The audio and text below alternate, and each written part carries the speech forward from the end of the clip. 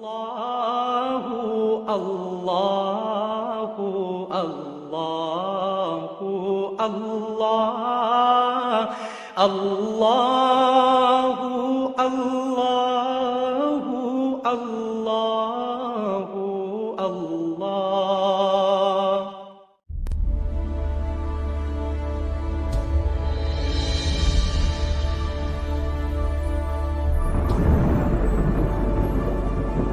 अस्सलामु अलैकुम वरहमतुल्लाहि वबरकातुहू। नाज़राए कुरान कोर्स की क्लास नंबर 11 में आप सबको अहलम व सहलम मरहबा।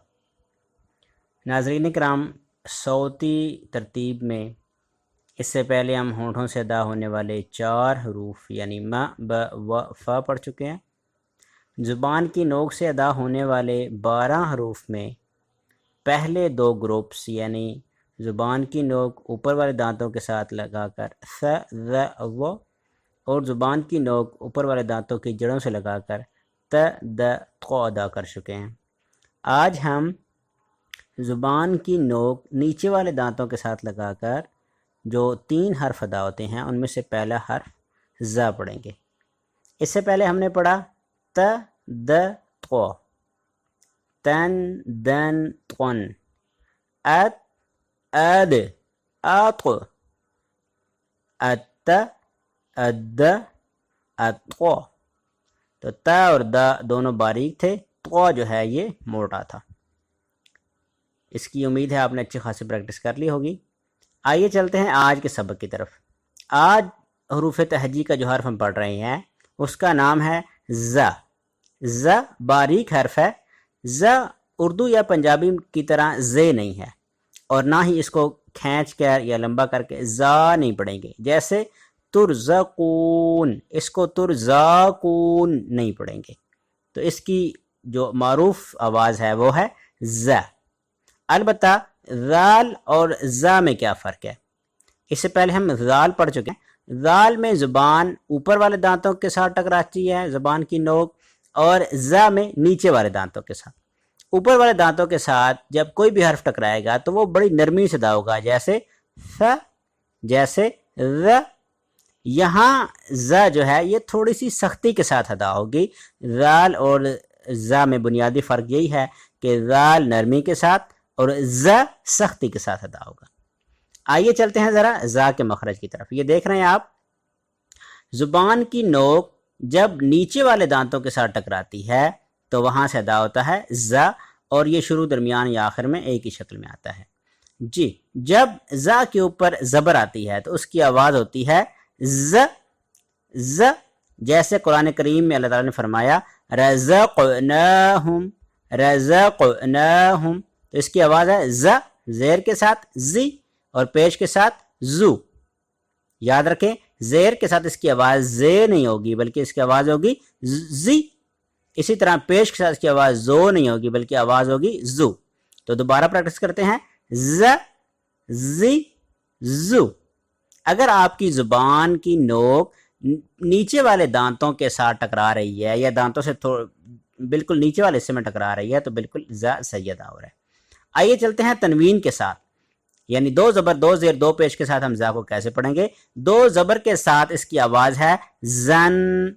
जैसे कुरान करीम में अल्लाह ताला ने फरमाया फौज़न अज़ीमा।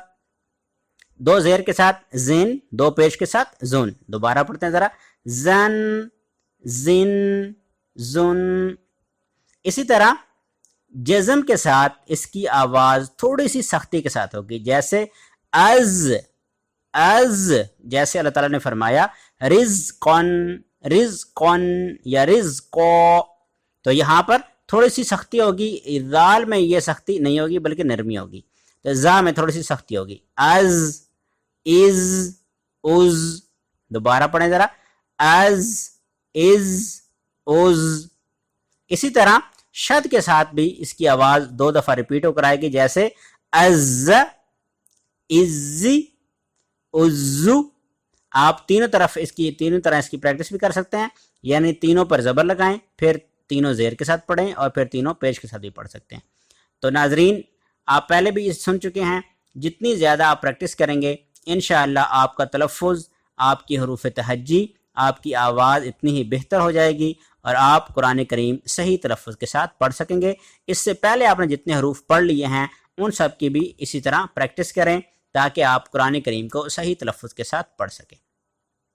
آئیے چلتے ہیں اپنے اس سبق کلاس کے دوسرے سبق یعنی حدیث نبوی صلی اللہ علیہ وسلم کی طرف۔ نبی صلی اللہ علیہ وسلم کا فرمان ہے الصدق ینجی والکذب یہلک، سچائی نجات دیتی ہے اور جھوٹ ہلاک کر دیتا ہے۔ اس فرمان مبارک میں نبی صلی اللہ علیہ وآلہ وسلم ہمیں سچائی کی تعلیم دے رہے ہیں۔ سچ بولنا نیکی ہے اور نیکی نجات کی راہ دکھاتی ہے، جبکہ جھوٹ برائی ہے اور برائی تباہی اور بربادی کی طرف لے جاتی ہے۔ آپ دیکھتے ہیں آج ہمارے معاشرے میں جھوٹ کا عمل دخل بہت زیادہ ہو گیا، ہر طرف برائی، شر اور شیطانیت کے ڈیرے ہیں۔ پرنٹ میڈیا، الیکٹرانک میڈیا سمیت معاشرے کے افراد کی کثیر تعداد بڑی ڈٹائی کے ساتھ جھوٹ بولتی ہے اور اسے گناہ ہی نہیں سمجھتی، بلکہ بعض لوگ تو اسے باقاعدہ پروفیشن سمجھتے ہیں۔ یاد رکھیں یہ بہت خطرناک عمل ہے۔ جس گناہ کو گناہ سمجھ کر نہ کیا جائے اس پہ توبہ کی توفیق بھی نہیں ملتی، یعنی جس گناہ کو ہم گناہ سمجھ کر کریں گے اس پہ تو شاید ہم توبہ کر لیں، لیکن جسے ہم گناہ ہی نہیں سمجھیں گے اس پر ہم کیسے توبہ کریں گے؟ اس لیے ہمیں اپنے معاشرے کے طور اتوار کو بدلنا ہوگا۔ بیرونی دنیا مسلمانوں اور خصوصاً پاکستانی قوم کو نہ صرف جھوٹا بلکہ بددیانت گردانتی ہے، حالانکہ اسلام کی تعلیمات میں جھوٹ اور خیانت کو بڑی برائیاں یعنی گناہ کبیرہ کہا گیا ہے۔ معاشرے کو ان برائیوں سے پاک کرنا بے حد ضروری ہے۔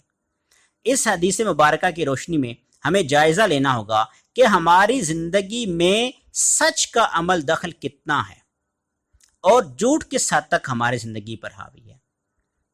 آج سے پختہ عہد کریں کہ زندگی میں چاہے کتنا بڑا نقصان ہو جائے پرواہ نہیں، نقصان برداشت کر لیں گے لیکن کسی صورت جھوٹ نہیں بولیں گے، ہمیشہ سچ بولیں گے اور سچائی کو فروغ دیں گے، معاشرے کو سچ کا علم بردار بنا کر رہیں گے اور کسی ایسے شخص سے ہرگز دوستی نہیں کریں گے جس کے بارے میں یہ یقین ہو کہ وہ جھوٹ بولتا ہے۔ ہمیشہ اپنی دوستی سچے لوگوں کے ساتھ لگائیں، جھوٹ لوگوں سے ہمیشہ دور رہیں۔ اپنے گھر والوں، اپنے رشتہ داروں اور دوست احباب سے یہ وعدہ لیں کہ آئندہ بالکل جھوٹ نہیں بولنا، ہمیشہ سچ بولنا ہے اور سچائی کی خاطر ہر نقصان کو گوارا کر لینا ہے، اس لیے کہ کل ہم سب نے اللہ کے حضور جواب دہ ہونا ہے۔ اگر ہم جھوٹ بولیں گے تو جھوٹ بول کر حوض کوثر پر نبی صلی اللہ علیہ وآلہ وسلم کو کیا منہ دکھائیں گے؟ اس لیے ہمیشہ سچ بولیں اور سچائی کو فروغ دیں، جھوٹ سے بچیں اور لوگوں کو بھی جھوٹ سے بچائیں۔ آئیے آج کی دعا یاد کرتے ہیں۔ استغفر اللہ ربی من کل ذنب واتوب الیہ، استغفر اللہ ربی من کل ذنب واتوب الیہ، میں اللہ سے اپنے تمام گناہوں کی معافی مانگتا ہوں جو میرا رب ہے اور میں اسی کی طرف رجوع کرتا ہوں۔ یہ دعا وہ ہے جو دوسرے رمضان کے دوسرے عشرے کے دعا کے طور پر بھی معروف ہے، اور ویسے بھی گناہوں کی معافی مانگنے کے حوالے سے یہ بہترین دعا اور بہترین ذکر ہے۔ کوشش کریں کہ صبح و شام اس کی ایک ایک تسبیح ضرور پڑھ لیا کریں۔ کل صبح انشاءاللہ اس سلسلے کی اگلی کلاس ہوگی، ضرور دیکھیں، آگے بھی سینڈ کریں۔ شام 4 بجے روزانہ فہم قرآن کلاس ہوتی ہے، اس کو بھی دیکھنا مت بھولیں۔ کسی قسم کی پریشانی یا کوئی سوال آپ کے ذہن میں آئے تو آپ گروپ میں بھی میسج کر سکتے ہیں یا اس نمبر پر آپ واٹس ایپ کر دیں۔ کفارہ مجلس کی دعا پڑھ لیتے ہیں۔